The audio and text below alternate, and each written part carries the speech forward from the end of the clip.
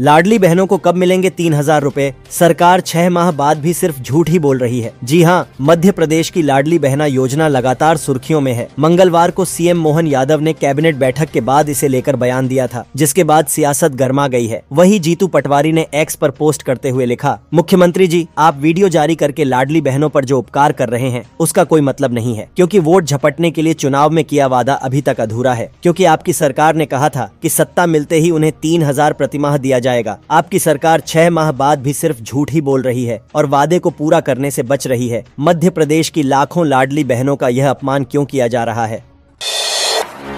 जम्मू कश्मीर में हुए आतंकी हमले में छिंदवाड़ा का सीआरपीएफ जवान शहीद। जम्मू कश्मीर में हुए आतंकी हमले में छिंदवाड़ा का लाल शहीद हो गया है। मंगलवार रात को कठुआ के हीरानगर के सईदा सुखल गांव में आतंकी हमला हुआ, जिसमें कबीर दास घायल हो गए थे। इलाज के दौरान उनकी मृत्यु हो गई। कबीर के शहीद होने के बाद परिवार वालों का रो रो कर बुरा हाल है। वहीं पूरा इलाका गमगीन है। सीएम मोहन और पूर्व सीएम कमलनाथ ने घटना पर दुख जताया है। वहीं सांसद विवेक बंटी साहू दुख की घड़ी में परिवार से मिलने पहुंचे।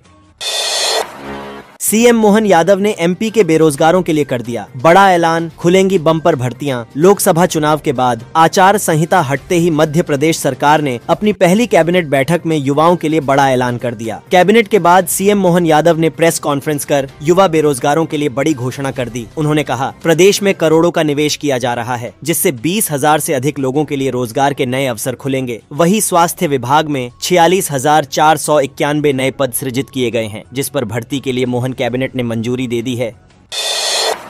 मंत्री बनते ही एक्शन में आए सिंधिया, लेकिन क्यों हो रही है इस्तीफे को लेकर चर्चा? जी हां, केंद्रीय मंत्री ज्योतिरादित्य सिंधिया लगातार सुर्खियों में हैं। गुना से प्रचंड बहुमत हासिल करने के बाद ज्योतिरादित्य सिंधिया को मोदी मंत्रिमंडल में शामिल किया गया है। उन्हें दमदार मंत्रालय सौंपा गया है। मंत्रालय मिलने के बाद वह अपने दफ्तर में एक्शन में भी नजर आए। लेकिन क्यों कहा जा रहा है कि ज्योतिरादित्य सिंधिया इस्तीफा दे देंगे? बताया जा रहा है कि 18 जून तक ज्योतिरादित्य सिंधिया इस्तीफा दे देंगे। दरअसल बता दें कि ज्योतिरादित्य सिंधिया पहले से राज्यसभा सांसद भी हैं। अब वे लोकसभा सांसद बन चुके हैं, तो राज्यसभा से इस्तीफा देंगे।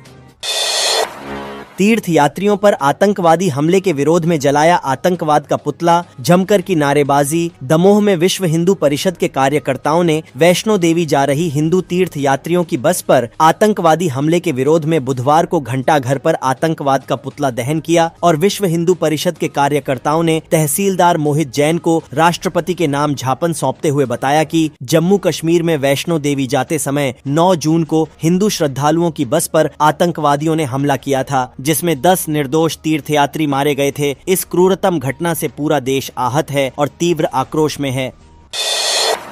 दूषित पानी पीने से एक साथ 76 लोग बीमार, एक युवक की मौत पर मचा हड़कंप। मध्य प्रदेश के भिंड जिले से बड़ी खबर सामने आई है। बताया जा रहा है कि यहां दूषित पानी पीने से अब तक करीब 76 लोग गंभीर रूप से बीमार हो गए हैं। सभी बीमारों को उल्टी दस्त की शिकायत बताई जा रही है। जानकारी ये भी सामने आई है कि बीमारी से ग्रस्त एक युवक की मौत हो गई है, जबकि 3 गंभीर घायलों को इलाज के लिए ग्वालियर रेफर किया गया है। मामले को गंभीरता से लेते हुए स्वास्थ्य विभाग ने भिंड के साथ साथ ग्वालियर और मुरैना जिले की करीब 11 एम्बुलेंस अलर्ट मोड पर रखी हुई है, जबकि 4 एम्बुलेंसों को मुरैना से भिंड के जिला अस्पताल बुलाकर स्टैंड बाय पर रख लिया है।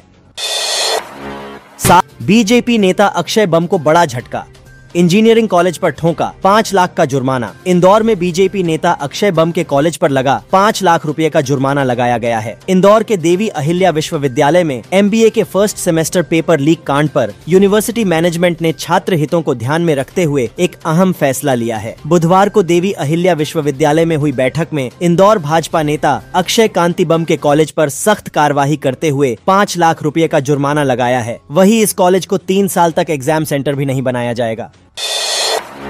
बीजेपी के पूर्व विधायक की फैक्ट्री में लगी भीषण आग, मचा हड़कंप। जी हां, विदिशा के इंडस्ट्रियल एरिया में आग लगने से हड़कंप मच गया। विदिशा के पूर्व विधायक शशांक भार्गव की फैक्ट्री में भीषण आग लग थी। आग इतनी भीषण थी कि धुएं के गुब्बार दूर दूर तक दिखाई दे रहे थे। वही मौके पर फायर ब्रिगेड पहुंची और आग को काबू करने की कोशिश की। वही आग इतनी भयंकर थी कि उसका धुआं 8 से 10 किलोमीटर दूर तक दिखाई दे रहा था।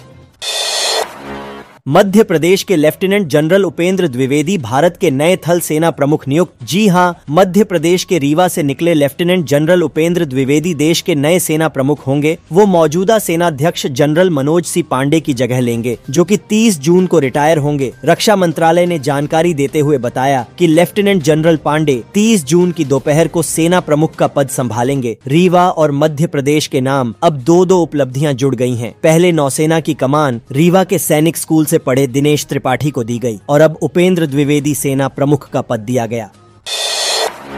बहू ने अपनी सास पर हंसिया से किए 55वें वार, कोर्ट ने सुनाई मौत की सजा। जी हां, मध्य प्रदेश के रीवा में एक चौंकाने वाली घटना सामने आई है, जहां पर घरेलू विवाद में अपनी सास की धारदार हथियार से 55वें वार कर हत्या करने वाली बहू को कोर्ट ने मौत की सजा सुनाई है। हत्यारी बहू ने सास के ऊपर इतने वार किए कि गिनना मुश्किल हो गया। वही कोर्ट ने इसे जघन्य हत्या करार दिया है। इस हत्या का तरीका इतना क्रूर था कि बहू ने 95 बार हंसिया से सास पर हमला किया था। घटना के वक्त सास घर में अकेली थी, जिसकी सूचना मृतक सरोज के बेटे ने पुलिस को दी। सास को गंभीर हालत में संजय गांधी मेमोरियल हॉस्पिटल में भर्ती कराया, जहां चिकित्सकों ने उसे मृत घोषित कर दिया था।